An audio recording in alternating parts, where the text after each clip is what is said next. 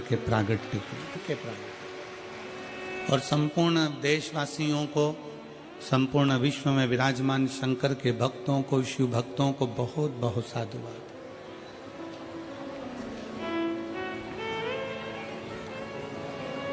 सभी शिव भक्तों के लिए बहुत साधुता।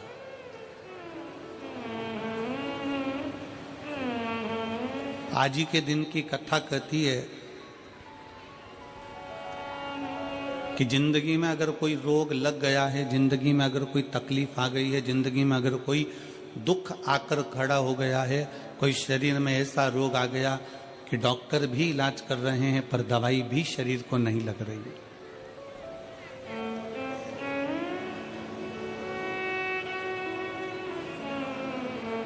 तो आज की कथा कहती है कि पानी को वाणी से अमृत बनाओ।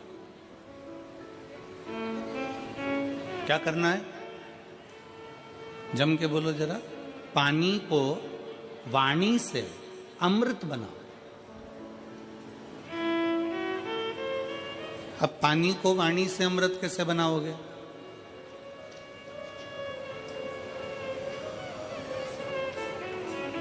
और ऐसा कोई व्यक्ति नहीं है यहां पर बैठा हुआ जो पानी से, वाणी के माध्यम से पानी को अमृत ना बना। आज आदरा की कथा कहती है, भगवान शंकर का पवित्र चरित्र कहता है, शिव महापुराण का पावन चरित्र कहता है, शिव तत्व कहता है कि अगर रोग बहुत भारी है, तकलीफ बहुत भारी है, शरीर में दवाइयां भी अगर असर नहीं कर रही है, तो एक पात्र में जल लिया जाता है और पंचाक्षर मंत्र नमः शिवाय या षडाक्षर मंत्र ओम नमः शिवाय या श्री शिवाय नमस्तुभ्यम जप कर उस पानी की ओर देखते रहते हैं और मंत्र का जाप करते रहते। एक माला 108 मनके की जब पूरी हो जाए, उस पानी को देखते देखते 108 मन का 108 बार भगवान का नाम पूरा हो जाए, उसी पानी को फिर भगवान शंकर पर समर्पित कर दिया जाता है और उसी पानी को झेल लिया जाता है और दिन में सुबह, दोपहर और शाम 3 बार उसका आचमन किया जाता है। शरीर में दवाई लगना प्रारंभ हो जाती है और रोग का निवारण हो जाता है। इसको कहते हैं पानी को वाणी से अमृत बना।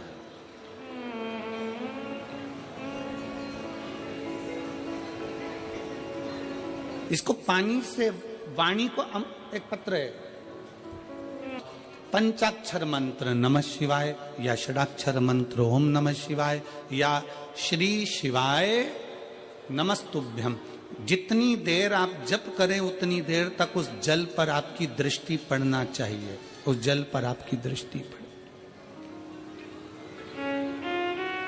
जितनी देर तक आप जप रहे हैं, श्री शिवाय नमस्तुभ्यम कह रहे हैं, उतनी देर तक जल पर आपकी दृष्टि पड़े और फिर वही जल भगवान शंकर को समर्पित करें और वो जल लाकर सुबह, दोपहर, शाम 3 बार उसका पान करें। 3 बार क्यों?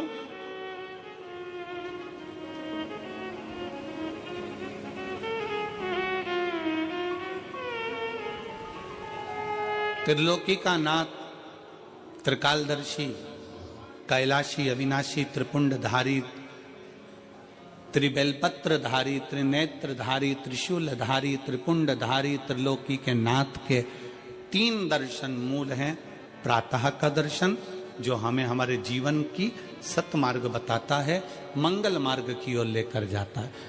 दोपहर का दर्शन हमारे जीवन में हमें उलझनों से बाहर निकाल देता है और शाम का दर्शन हमें चैन की नींद सोना सिखा देता है और आनंद में रहना सिखा देता है। वो त्रिपुंडधारी के 3 दर्शन।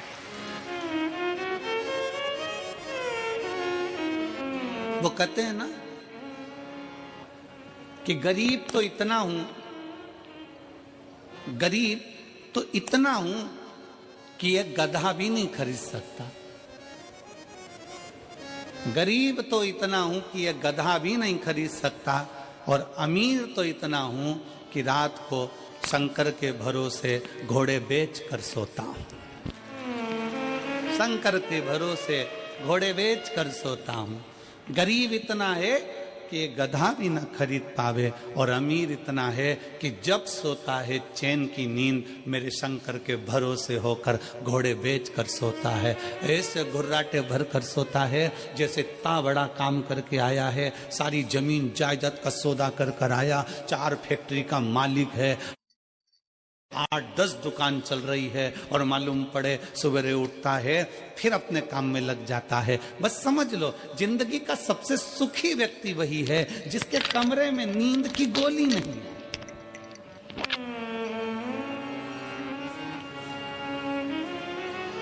सिर के पास में कोई बाम की शीशी नहीं है, विक्स नहीं है, सोने से पहले कोई टेबलेट लेना नहीं पड़ रही है। वो दुनिया का सबसे सुखी व्यक्ति है। प्रथम सुख निरोगी काया, सबसे बड़ा सुख है निरोगी काया। शिव महापुराण की कथा कहती है एक मृत्यु वो होती है जो अटल मृत्यु होती है, जिसमें व्यक्ति मर जाता है, चले जाता है।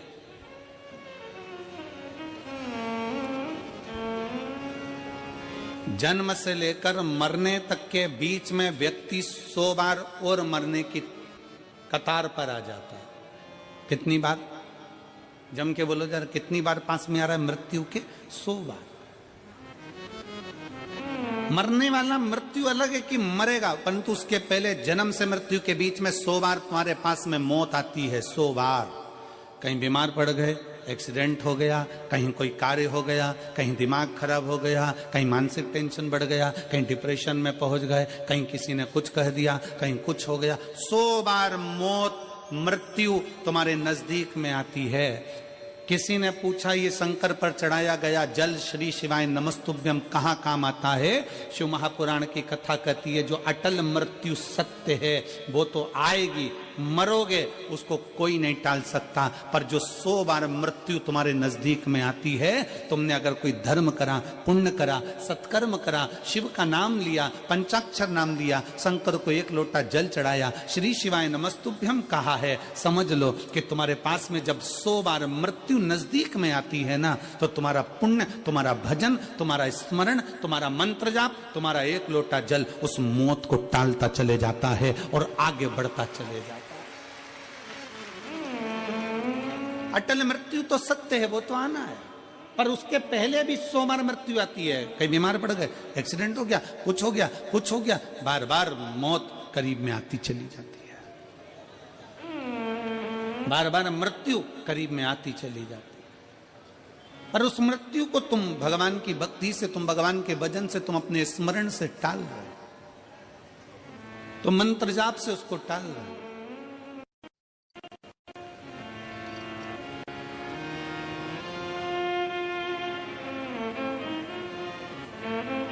एक ऊर्जा अपने भीतर उत्पन्न करिए, एक बल अपने भीतर उत्पन्न करिए।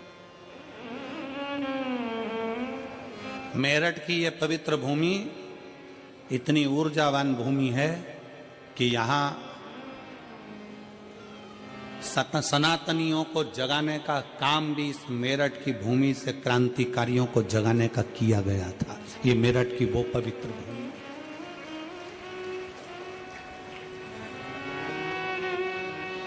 और कहां से जागे थे? शंकर के दरवाजे से, ओगड़नाथ जी के दरवाजे से।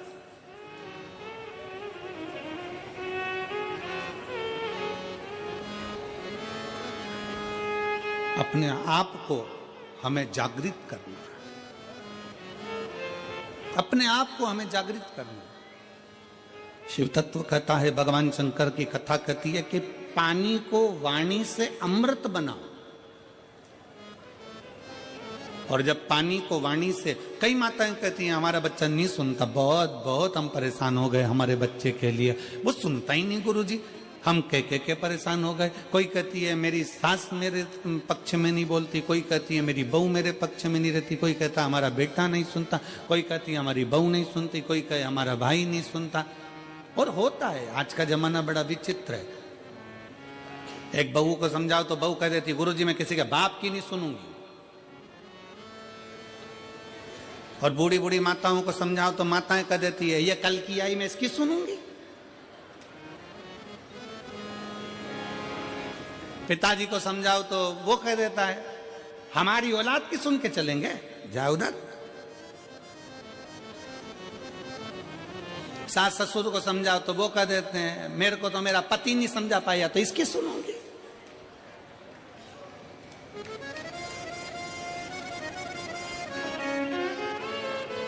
कोई किसी की सुनने को तैयार नहीं है। कौन सुनेगा? सियोर वाला गुरुजी कौन सुनेगा?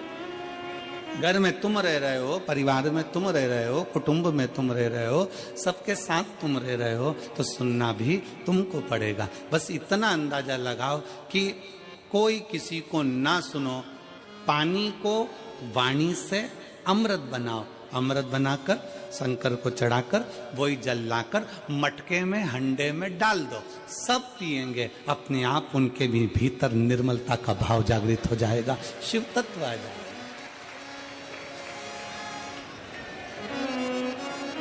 शिव तत्व।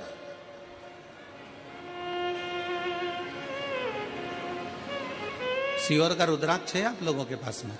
कौन कौन लेकर आए हो? जरा हाथ उठाओ तो जरा। सबके पास में? रखो रखो रखो। कुबेरेश्वर धाम का रुद्राक्ष क्या करता है?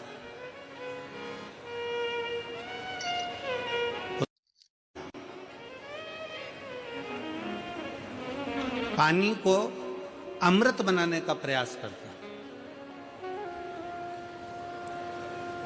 काशी में रिसर्च चला कि ऐसा रुद्राक्ष में क्या है जिसको तांबे के कलश में गलाया गया और शंकर जी पे चढ़ाया गया और उस पानी को पिया तो उससे बल उत्पन्न हो गया, बीपी, शुगर, थायराइड जैसी बीमारियां ठीक होने लगी। क्या है ऐसा?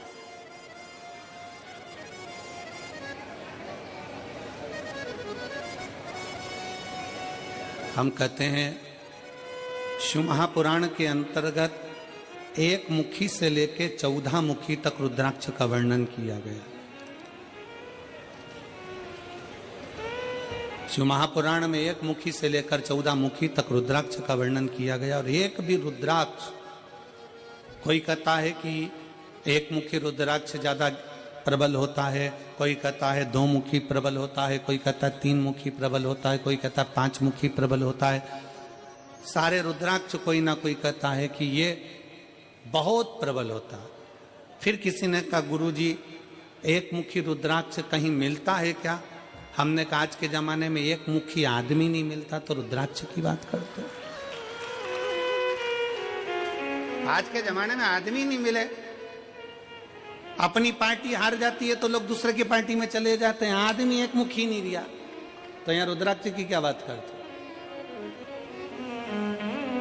इधर दालनी गली तो उधर पहुंच गए, उधर दालनी गली तो उधर पहुंच गए, उधर दालनी गली तो उधर पहुंच गए। दिन भर डोलते रहते हैं, दिन भर।